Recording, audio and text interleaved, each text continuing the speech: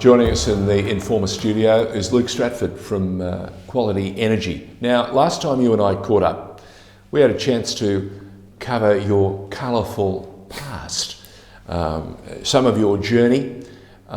These days, you're wrapped up in finding energy solutions for businesses, not only in this country but around the world.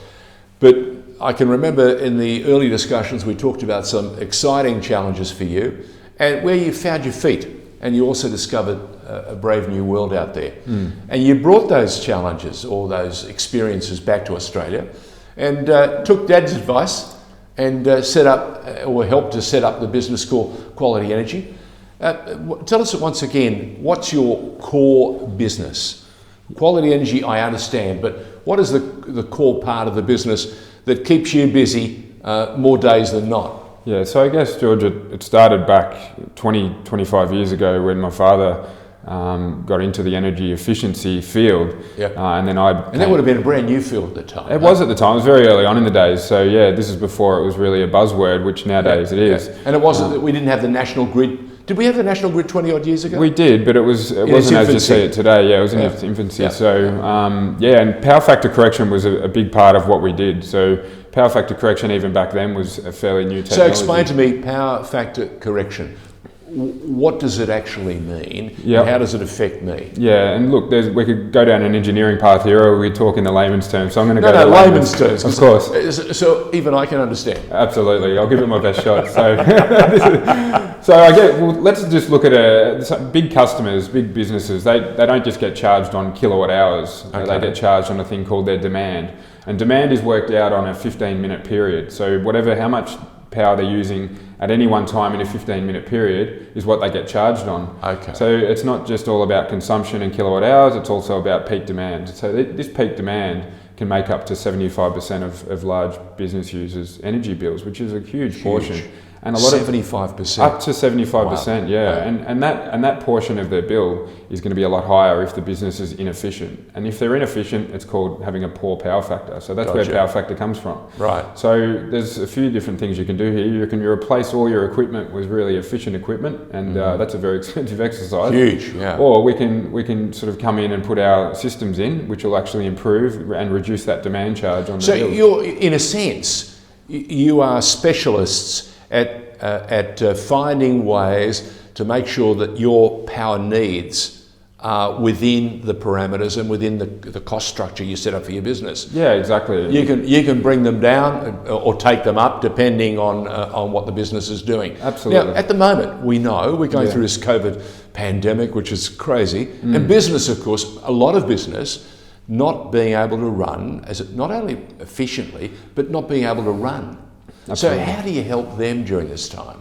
Well, I guess now's the time to sort of really sit back and say, how can we reduce costs within a business? Because everyone's looking at their bottom line. And so this could be ideal to hit the reset button? Absolutely, is that what you're saying? on a number of fronts. And people are going through restructures with staff and working from home. And your energy cost is something that it has to be there. Every business needs to use power to run for their day-to-day. So it's all about how do we use that energy that we're actually consuming the most effectively and most efficiently to help reduce that portion of their bill. And time is money, and energy is even more money. Absolutely. So any dollar you can save them is a huge saving going forward. Exactly, it's bottom line savings. So do you use technology? Do you use equipment? Or do you use your smarts, or a combination of all of the above? I think it's important that you look at it very holistically. So it's you've got companies in there you can go in and look at products, but it's about going in there, identifying opportunity, and then working on low-hanging fruit, and then working through a process to then make sure we're doing it the right way. Because sometimes one technology can fight against another technology. So it's not right to just go bang, we'll do that because that has the greatest savings. You have to do it. You have to do it in a step process.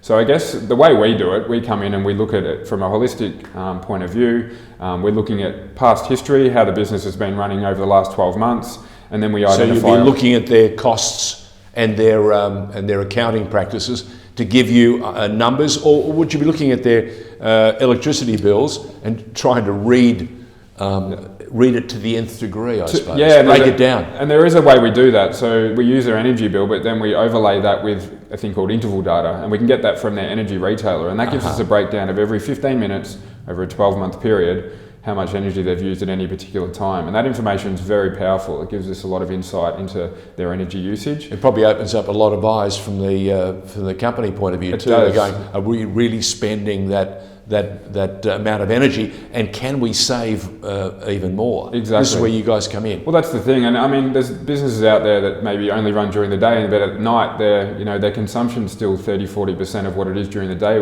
when no one's even home. So things like the smarts of having air conditioning turning off at certain times, and there's a whole range of different measures that we can put in place to ensure that they're being as efficient as possible. And Power Factor Correction is just one of those products. When you're drawn in, when you're called in, do you have a series of protocols that you follow that allows you to say to the customer, this is let's go through this sheet, this crib sheet, and tick off the needs?